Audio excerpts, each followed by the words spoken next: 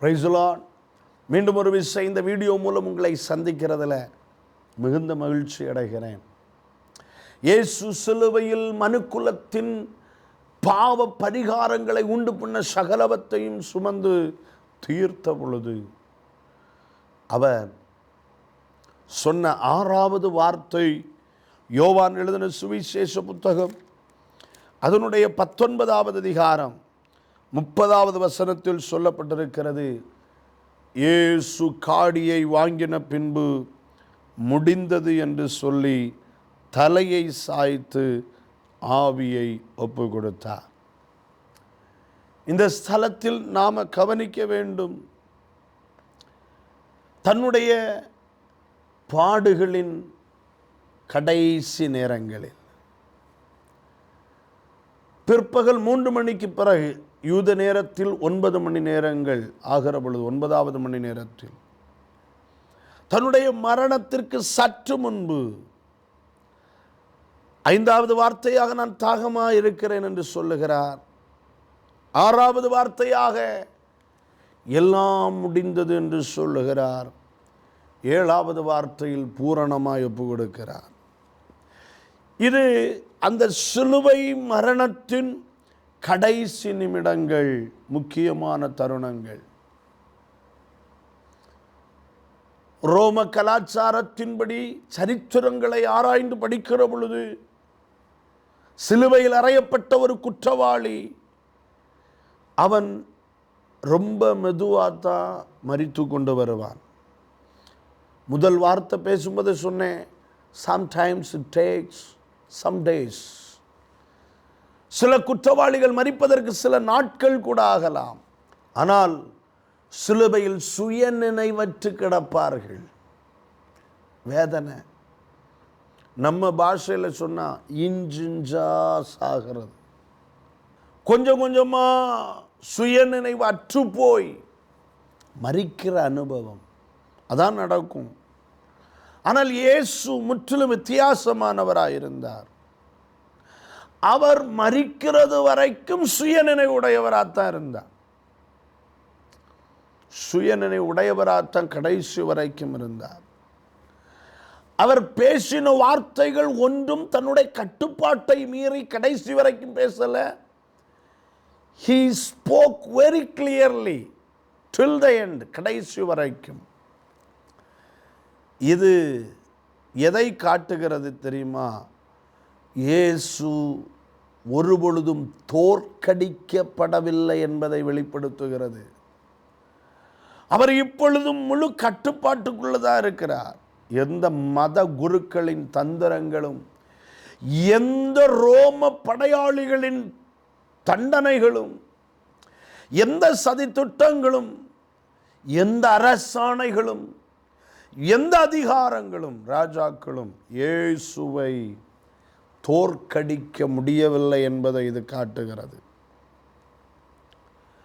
யோவான் தன்னுடைய சுவிசேஷ புத்தகத்தில் சொல்லுகிறார், அவர் சத்தத்தை உயர்த்தி சத்தமா சொல்லுகிறார். அதாவது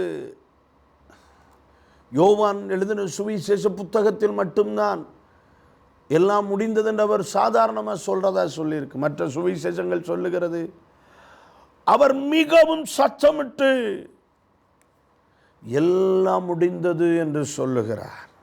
இது ரொம்ப முக்கியமாக கவனிக்கப்பட வேண்டிய ஒன்று. தோல்வி அடைந்தவன் ரகசியமா பேசுவான், மெதுவா பேசுவான், சத்தத்தை உயர்த்தாமலே சொல்லுவான். ஆனால் எப்பொழுதுமே ஆர்ப்பரித்தல் சத்தம், பலத்துக்கு மிஞ்சி வருகிற சத்தம் எப்படி தெரியுமா இருக்கும்? வெற்றியின் சத்தமா இருக்கும். The sound of victory, the loud voice. கிரேக்க வார்த்தையில் நம்ம பார்த்தா இது ரொம்ப முக்கியமா, it is finished, எல்லாம் முடிந்தது. டெட்டலஸ்டாய் என்கிற கிரேக்க வார்த்தை சொல்லப்பட்டிருக்கிறது. இதனுடைய அர்த்தம் நிறைவேறிற்று, முடித்தாயிற்று, முழுவதும் செலுத்தியாயிற்று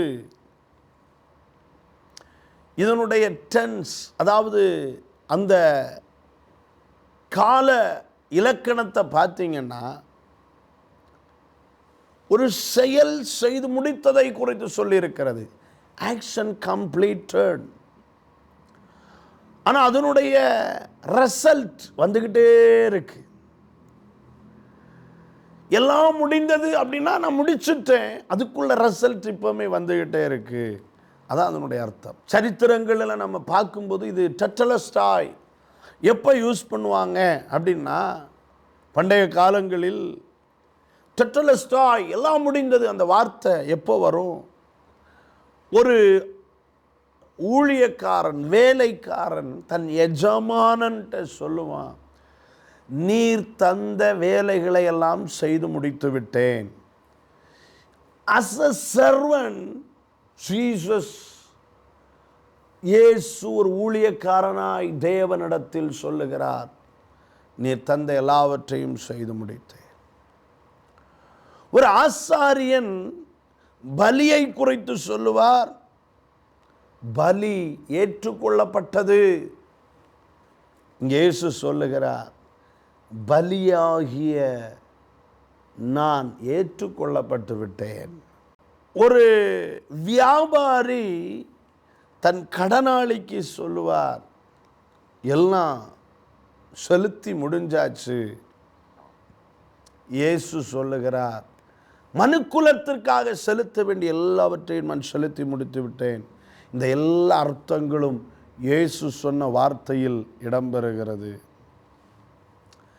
அதுக்குடைய இதிலிருந்து நமக்கு கிடைக்கிற செய்தி என்ன தெரியுமா? மீட்பு இந்த இடத்தில் பூரணமாயிருக்கிறது. ரட்சிப்புக்கான கிரியை பாதி முடிந்திருக்கிறது என்றல்ல, அது செலுத்தப்பட்டு கொண்டே இருக்கிறது என்பதல்ல, ரட்சிப்பின் கிரியை எல்லாம் முடிந்தது. எபிரேயர் எழுதின நிருபத்தில் 10வது அதிகாரத்தில் 12வது வசனத்தில் நம்ம வாசிக்கிற பொழுது, எபிரேயர் 10வது அதிகாரம் 12வது வசனத்தில் வாசிக்கிற பொழுது, இவரோ பாவங்களுக்காக ஒரே பலியை செலுத்தி என்றென்றைக்கும் தேவனுடைய வலது பாரிசத்தில் உட்கார்ந்து இனி தம்முடைய சத்துருக்களை தமது பாதபடியாக்கி போடும் வரைக்கும் காத்து கொண்டிருக்கிறார் என்று வசனம் சொல்லுது. எல்லா பாவங்களுக்காகவும் எல்லா பாவிகளுக்காகவும் ஒரே பலி, ஒரே தரம் இயேசு கிறிஸ்து அது செய்து முடிச்சாச்சு. இனி எல்லாம் முடிந்தது என்று சொல்லுகிற பொழுது இயேசு என்ன சொல்லுகிறார்? தீர்க்க தரிசன நிறைவேறுதல்கள் எல்லாம் முடிந்து விட்டது. சங்கீதம் 22 சொன்ன தீர்க்க தரிசன நிறைவேறுதல்கள் முடிந்து விட்டது. 69வது சங்கீதத்தில் சொல்லப்பட்ட தீர்க்க தரிசன நிறைவேறுதல்கள் முடிந்து விட்டது. ஏசாயா 53வது அதிகாரத்தில் சொல்லப்பட்ட எல்லா தீர்க்க தரிசன நிறைவேறுதலும் முடிந்து விட்டது.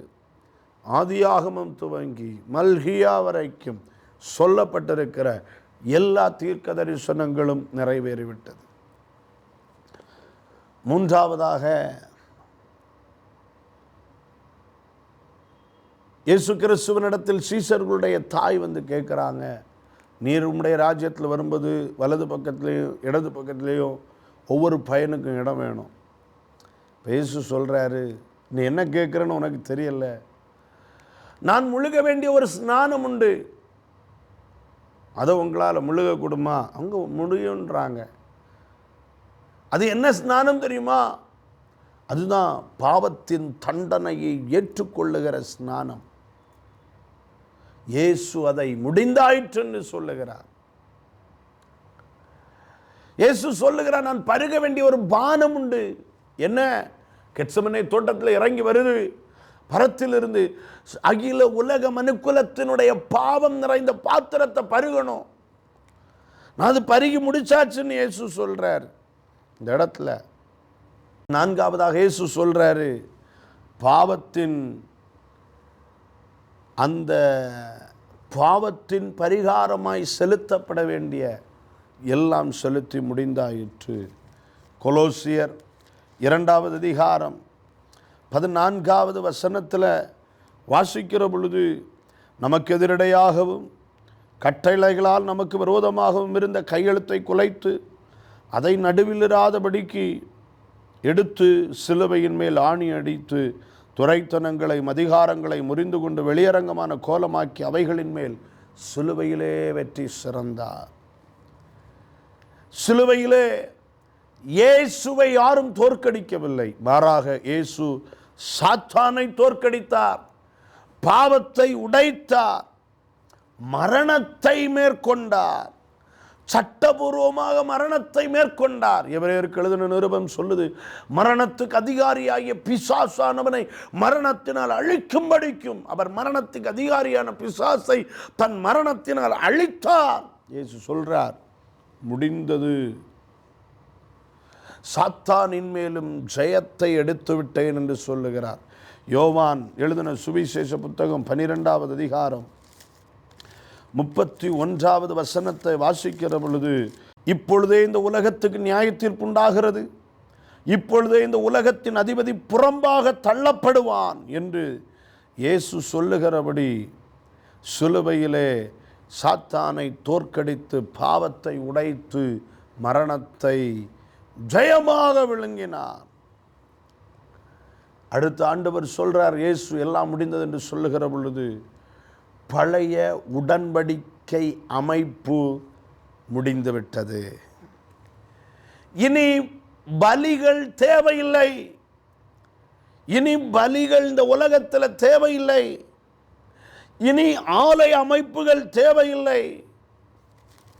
மத்தேயு 27:51வது வசனத்தில் வாசிக்கிற பொழுது, அப்பொழுது தேவாலயத்தின் திரைச்சீலை மேல் தொடங்கி கீழ் வரைக்கும் இரண்டாக கிழிந்தது, பூமி மதிர்ந்தது, கன்மலைகளும் பிளந்தது. அப்ப இனி தேவாலய அமைப்புகளும் இனி தேவையில்லை, எல்லாம் திரை கிழிந்தது. தேவனுக்கு மனிதனுக்கும் இடையில இனி யாருமே ஒரு மத்தியஸ்தம் பண்ண வேண்டிய அவசியம் இல்லை, எல்லாரும் தேவனை நேரடியாக தொடர்பு கொள்ளலாம். தேவனுக்கான வாசல் திறக்கப்பட்டது. இயேசு சொல்லுகிறார், எல்லாம் முடிந்தது. ரட்சிப்பை ஒருவரும் ஒருபொழுதும் சம்பாதிக்க முடியாது. இயேசு நமக்கு ரட்சிப்பை தருகிறார், நாம் பெற்றுக்கொள்ளுகிறோம். இயேசு ரட்சிப்புக்கான கிரியைகளை எல்லாம் செய்து முடிச்சிட்டார், ரட்சிப்புக்கான உறுதியை தருகிறார். அவர் எல்லாத்தையும் செய்து முடிச்சதுனால இயேசு சொல்லுகிறார், இனி மதம் தேவையில்லை, இனி எந்த பலியும் தேவையில்லை, இனி எந்த சடங்குகளும் தேவையில்லை, உனக்கு பயம் வேண்டாம், உனக்கு உத்தரவாதமின்மை வேண்டாம். இனி ஆமென், ரட்சிப்பு என்பது பூரணப்படுத்தப்பட்ட ஒன்று, பாதுகாப்பான ஒன்று என்று சொல்லுகிறார்.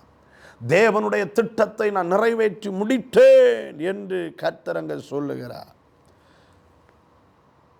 பஸ்காவோடு தொடர்புடைய இயேசுவின் பலி முடிந்தது. அப்படியே மனுக்குலத்தில் உள்ள ஒவ்வொரு தெய்வ பிள்ளைகளும் ஜனங்களும் புரிந்து கொள்ள வேண்டியது, என் ரட்சிப்புக்கான சகல கிரியைகளையும் இயேசு சிலுவையில் முடித்து விட்டார். அவர் அருளுகிற ரட்சிப்பை நான் பெறணும். இயேசுவை நம்புவோம். இனி பலி வேண்டாம், சடங்கு வேண்டாம், புண்ணிய யாத்திரைகள் வேண்டாம். இயேசுவை நம்பு, இயேசுவை விசுவாசி. அவரே உன் ஆத்துமாவுக்கு ரட்சிப்பை தருகிறவர். உனக்கு பாவ மன்னிப்பு உண்டு, உனக்கு ரட்சிப்பு உண்டு, உனக்கு நம்பிக்கை இயேசு தருகிறார். உன்னை வாழ வைப்பார், உன்னை ஆசீர்வதிப்பார். God bless you all. Amen.